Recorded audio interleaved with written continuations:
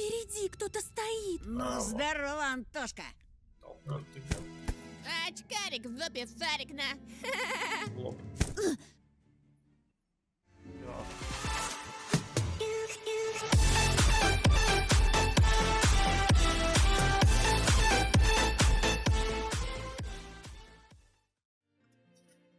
Я повернулся, растерянный. Полина смотрела на меня, нет, на что-то за моей спиной. Смотрела и хмурилась. От былого веселья не осталось и следа. Полин, Она медленно подняла руку, указывая на подступающую тьму за деревьями. впереди кто-то стоит. Темная сгорбленная фигура, видишь? И ручищами сосну гладит. Обернувшись, я проследил за ее пальцем. В сухом малиннике было пусто. Там никого нет. Оно спряталось. За деревом. Стало вдруг душно, я непроизвольно оттянул воротник. Желудок свело от спазма. Неуверенно улыбнувшись, я поинтересовался с надеждой. Это что, шутка? Полина словно онемела, она безотрывно вглядывалась в бездну леса. Проверка на храбрость, решил я и зашагал к черному лоснящемуся стволу, тогда как взгляд Полины подталкивал сзади. Что есть сил, я пытался храбриться, но внутренний голос призывал замереть, сжаться комочком, да хоть прикинуться дохлым, но не идти туда, в сгущающуюся тьму. Лесные сумерки плавали вокруг, сужая кольцо. Опушка была колодцем, в чью горловину с трудом пробивали солнечные лучи. Я слышал, как воздух звенит или звенело в моих ушах. Шаг. Еще шаг. Второй. Я прикусил губу, чтобы в случае чего не завопить. За сосной никого не было. Я выдохнул. И опять повернулся к Полине, а ее нету. Полина, здесь никого. А ее скушала лиса. Ну, здорово, Антошка. Ах ты говнюк. Из вечной темноты за соснами, как дикари из пещер, вышли ухмыляющийся Семен и его гогочущая шайка. Опачки, какая встреча! The North Fake. Что за азиат какой-то такой? Так. Очкарик в лобе фарик на. Ой, Полина ойкнула, когда подонки отодвинули ее подальше от меня. Словно хищная стая, они окружили меня, вынуждая пятиться. Пам. Нога грузного Семена протаранила брюхо снеговика. Комья развалились, стали бесформенной кучей, из которого печально торчала сломанная ветка. Сейчас убил. Полина обиженно ахнула. Гнев ошпарил меня кипятком. Ах ты сучара ты. В нос шибанул запах пота и табака. Во рту стало кисло, словно я лизал батарейку. Полин, не бойся. Я вздрогнул, когда услышал свой голос.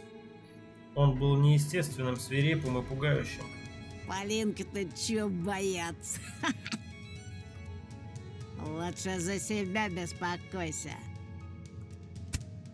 Здоровяк сплюнул сквозь щель в зубах и резко толкнул меня так, что я впечатался спиной в дерево.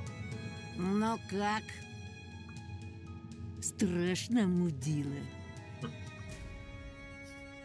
Позади раздался сердитый возглас Полины. Не трогайте его!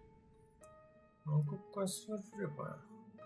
Лучше бы Полины здесь не было, лучше бы она не видела этого позора. Глядите-ка, пацаны! Девчонка за него заступается. Ага, циклона. Циклоны. Ты, сука приезжая, не на того руку поднял. Семен уже двинулся на меня, замахиваясь.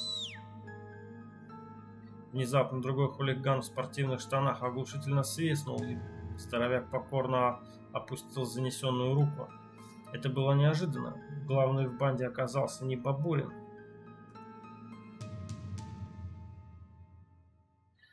На деле все слушались этого похожего на хищного зверька парнишку с крепкими острыми зубами.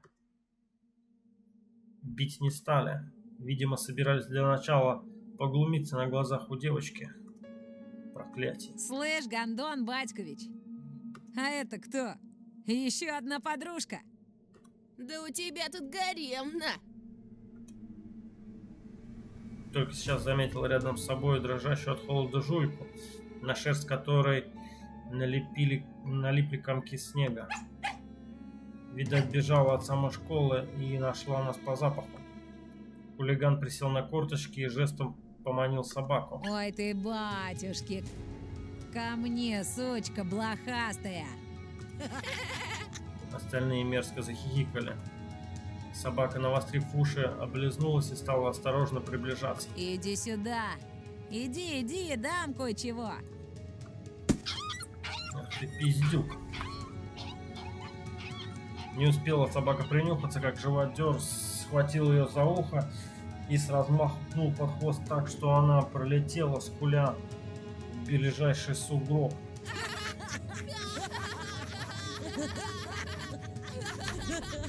Пиздюк малолетний, блин. Вся банда взорвалась смехом, а у меня сердце обледенело. Даже птицы, сидевшие на ветках, отозвались испуганным граем.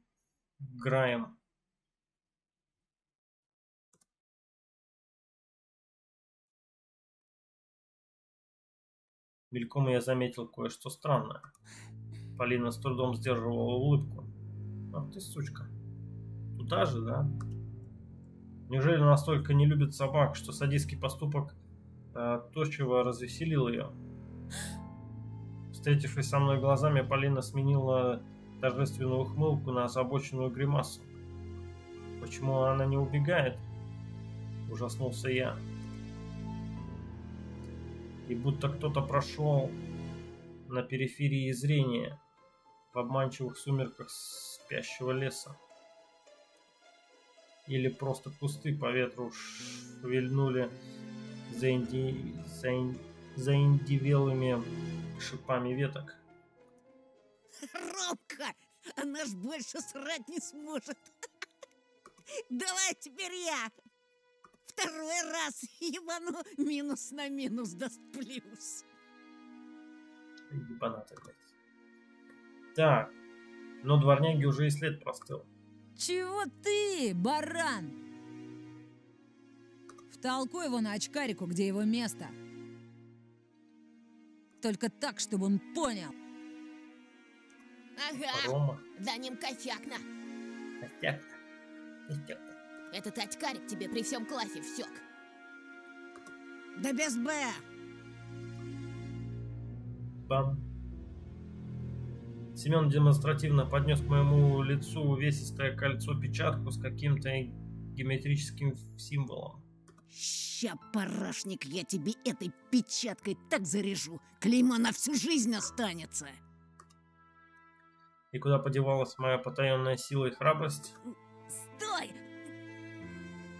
Я просопел стой, и голова мотнулась, врезавшись в кулак Семена.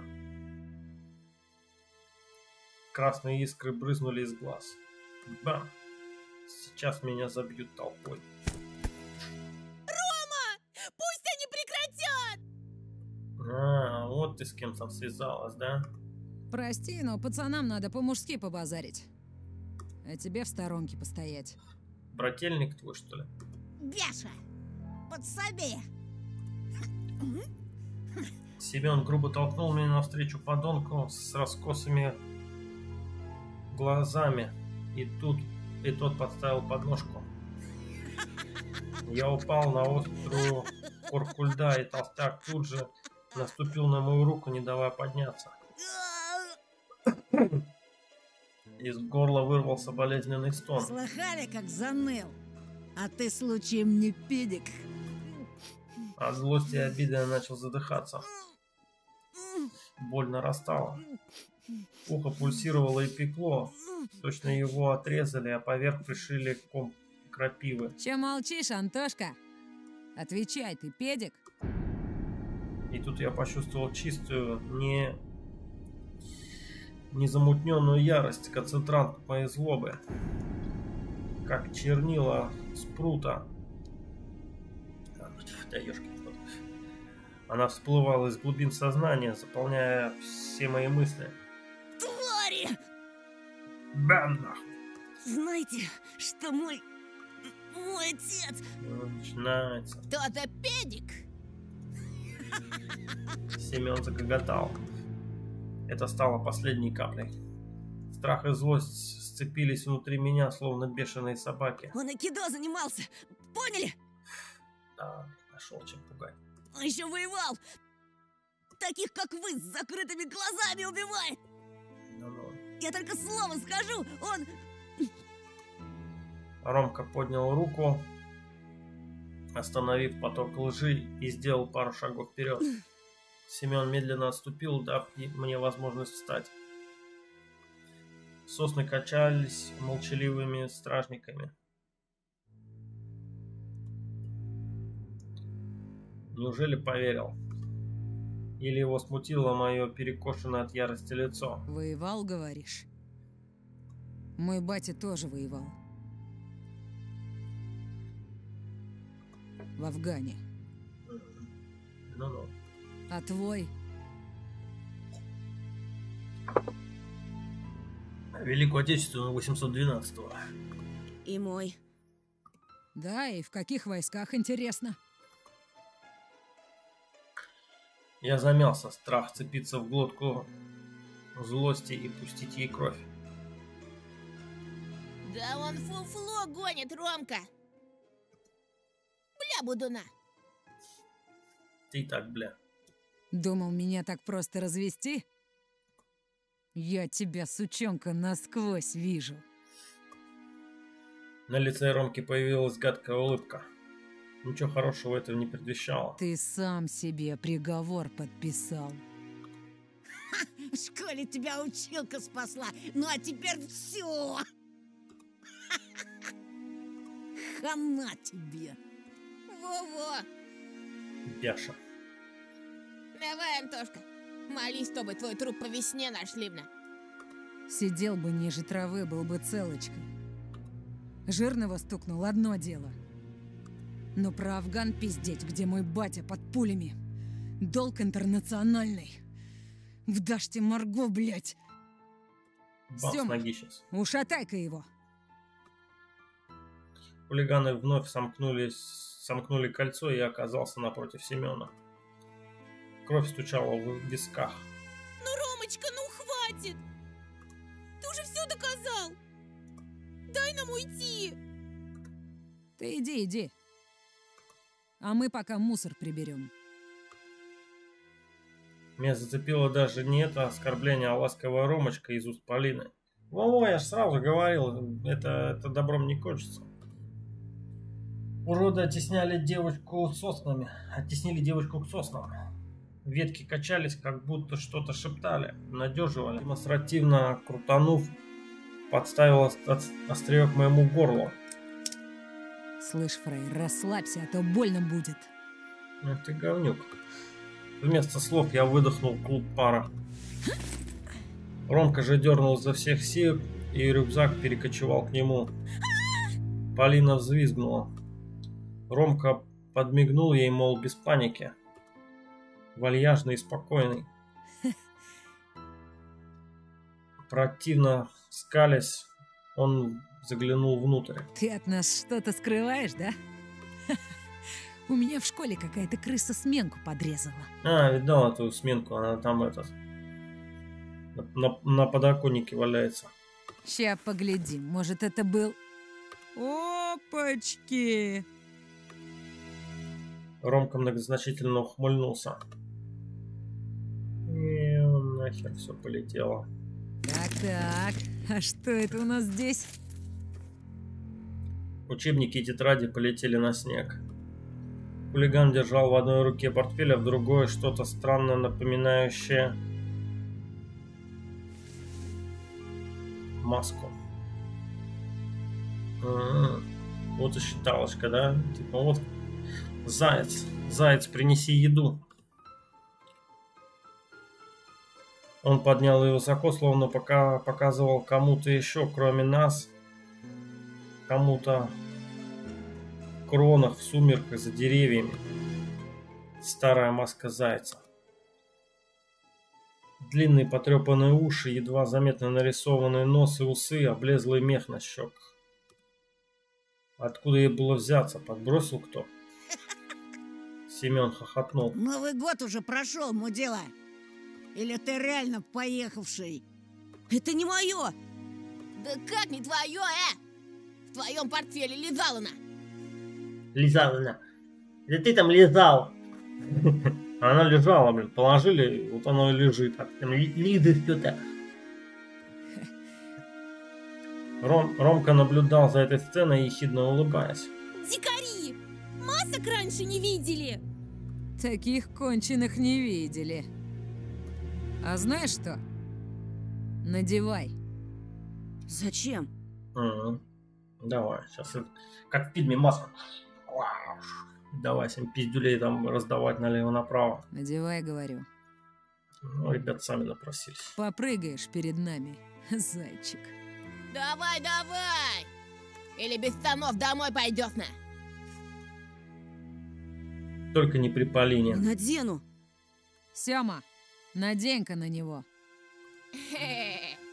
Бяша услужливо подскочил к приятелю, взяв облупленную маску, отвесил шутовской поклон. Затем передал ее Семену, уже потиравшему руки в нетерпении. Я оглянулся на сосны, словно ждал помощи, ждал, что тени, ползущие вокруг нас, жалятся и займут мою сторону. Ветви напоминали изломанные под страшными углами руки. Почерневшая кора была оборившейся кожей, а тьма гарью. Не убегу, не успею, догонят. И тогда... Нет, никуда не убегу, я не брошу Полину. Только учти, Сёма.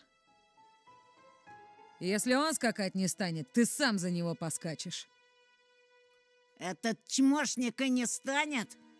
Да погляди на него, он же дурик конченый. Этот дурик тебе уже раз в жбан зарядил. Ромка прав! Давай, толстый, восстанавливай авторитетно. Или сам у нас запрыгаешь так, что тетяндра отцепится. Значит, он и вправду боится Ромку. Семен выругался под нос, злобно зыркнул на меня, затем на Полину. Вот. Это чтобы маска хорошо налезла. Ты ж жбан. Ты говнюк. Он смачно харкнул в заячью морду и поднес маску к моему лицу. Плевок был похож на раздавленного паука. Ромка что-то по-звериному дернулся, скривившись, хотел что-то сказать Семену, но промолчал. Полина в ужасе закрыла лицо ладонями. Сёма терся рядом, омерзительно скалясь и опыляя меня вонью из пасти. Надевай, быра! А ты урою! Маска словно бы стала еще отвратительнее, злее, но вопреки всему, казалось, она могла подарить спасение. Стать второй кожей, только примерь, только коснись лицом ее твердой бугристой поверхности, и мех засеребрится, уши затрепещут живыми мышцами. Стоит надеть ее, и Семена с компанией не станет. Навсегда.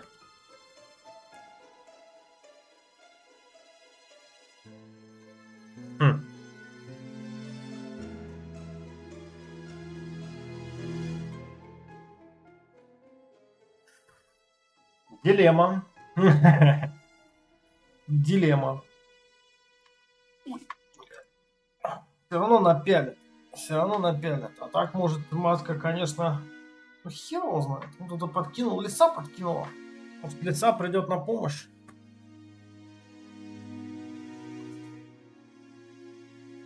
Ладно, хер ты с ним. Пошел ты в жопу.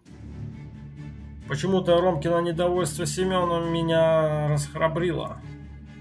Что-то у них было не так в банде. Старые разногласия. Мне бы расковырять эту рану. Знаешь что, Семен? Собственный голос, ровный и твердый, удивил меня. Я сделал шаг вперед и тихо, спокойно отчеканил.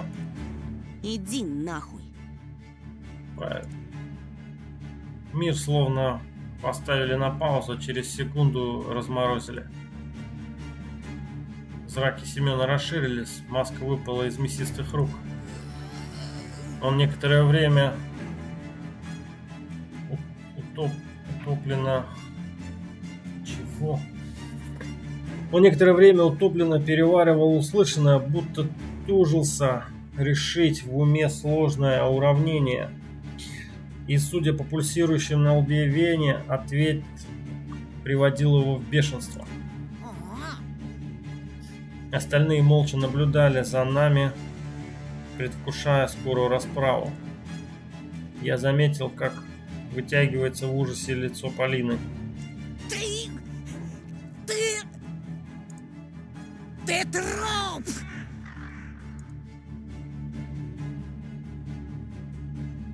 Пиу. Семен налетел коршуном, вцепился мне в лицо скрюченными пальцами, обгрызенными ногтями. Я успел разглядеть обгрызанные ногти и пнул куда-то в слой жира под дубленкой. Да! Всыпь ему! И мир лишился четкости, расплылись контуры черных деревьев, затуманились лица одноклассников. Мои очки! Что, ничего не видишь без очков, мудила? Он воздел к небу руку с моими очками, так что я не мог до них дотянуться. Отдай! Сейчас же Ни. Меня прервал свинцовый кулак с заостренной печаткой, который с хрустом врезался мне в бровь, опрокинув на промерзшую землю. Хоровод смазанных лиц, давящихся отвратительным смехом, развился надо мной, доводил до тошноты. И только я успел опомниться, как расплывающаяся фигура стала стремительно приближаться. Но вместо очередного удара протянула мне руку. В надежде, что это Полина, я ухватился за нее, как за соломинку, и тут же понял, как я ошибся. Почувствовав укол сорванных сухих мозолей на ладошке. Это был Ромка, он помог мне встать на ноги. Правда ничего не видишь? Голос звучал сочувственно, что смутило меня. Я прищурился, ища в тумане Полину. Она собирала мои вещи в рюкзак, распихивала тетрадки. А слышишь, хорошо? А? Он склонился ко мне вплотную и спросил уже без напускного дружелюбия. Слышишь ты хорошо, Антошка? Да. Я озадаченно моргнул. Ну так слушай внимательно. Он отряхнул мою куртку, а потом ударил в скулу со всего размаха.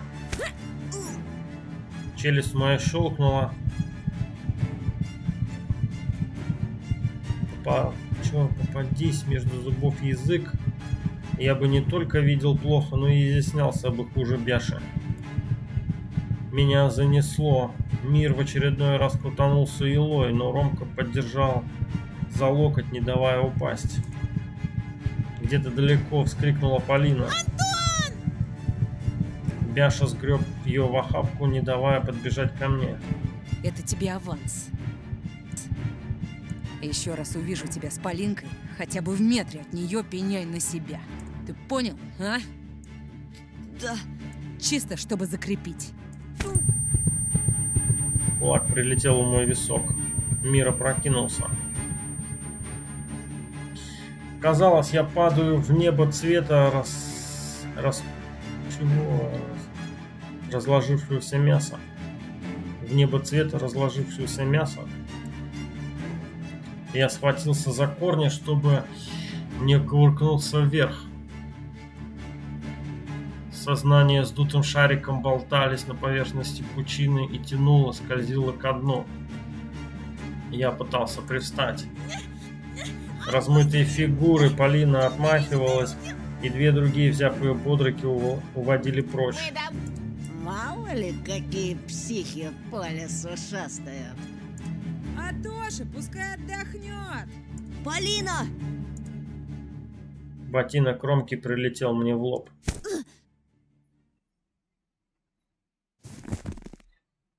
Рука подломилась.